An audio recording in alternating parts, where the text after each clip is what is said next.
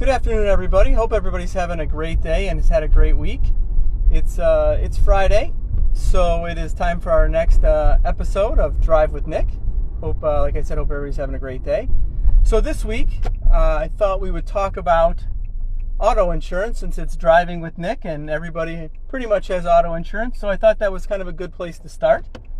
This week, we're going to kind of dive into the basics of auto insurance. So we're going to talk about what it is. What are the basics of a policy? We're not too much going to get into what those coverages are and what you should have.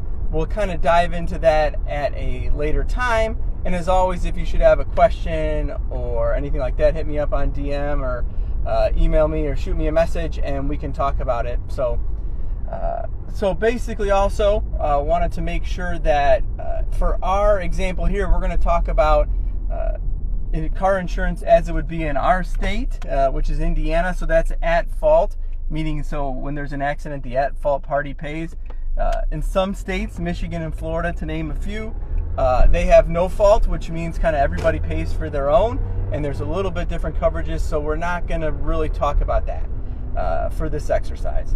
So in a personal auto policy, there are two basic sides to it. There's the liability side and the physical damage side. So the liability side is basically covering you in the event that you're at fault of the people or the property that you hit, and the physical damage side is covering your car, right, your property.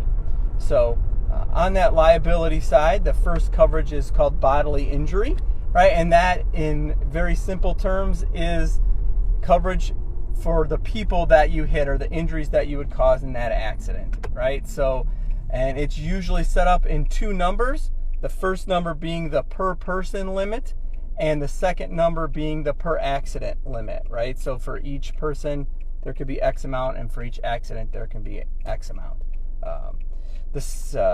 It also can be as a combined limit, but for our sake today, again, we're going to talk about it as, per person, per accident. Property damage is just that. That's the next coverage, and it is the property that you hit. So think the other car, a pole, a fence, a house, anything like that, and it is usually a one number limit. The third coverage we'll talk about is medical payments, MedPay, and this is coverage for injuries for you or your passengers that are in the car, regardless of who is at fault. And this is usually a per person limit, and it's not a very large amount depending on your coverages, but this is there for the people in your car, let's consider it, and whether you're at fault or not.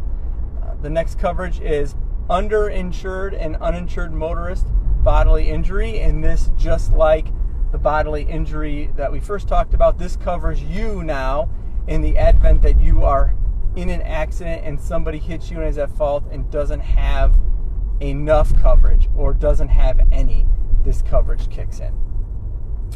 And just like bodily injury, we have uninsured motorist bodily injury, and just like uninsured motorist bodily injury, we have uninsured motorist property damage, which is the same coverage as property damage, only it covers yourself in the event that you should get into an accident and that person not have coverage or not have enough. Again, we'll talk about how they relate to each other at a later time in the coverages, and this is just kind of what they are. The next portion of that auto policy is physical damage, right? And for this again is protecting your vehicle. So the first coverage is the collision coverage, and this covers your car in the event that it is in a collision. So you are driving it and it hits another vehicle, a pole, something like that, right? So there is a collision that happens.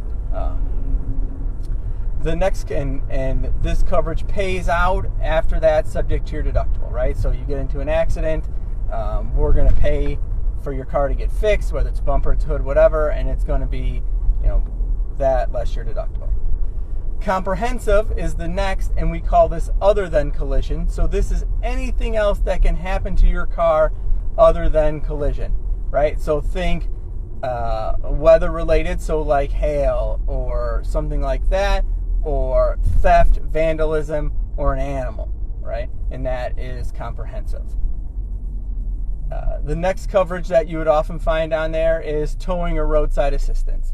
This is an event that your car maybe doesn't start or it needs a tow locally or something like that. This coverage is going to pay for us to, jump your car or tow it to a service station locally around town, or if your car, if you're flat tire and you need a tire change, something like that. So think about it as a simple roadside. Most companies have it set up as a dollar amount, so maybe it's $125 per occurrence, something like that, or a 1-800 number that you'd call. The last coverage that we're going to talk about today is rental car reimbursement, which basically, in the event that you have comp or collision claim and we're going to take your car into the shop and have it fixed, this is going to rent you a vehicle for that time that the car's in the shop, right? Just as that relates to those claims though, right? It doesn't count if your car's in the shop because it needs brakes or it needs an oil change or something like that. No, it has a comp claim or it has a collision claim, and it goes in for that.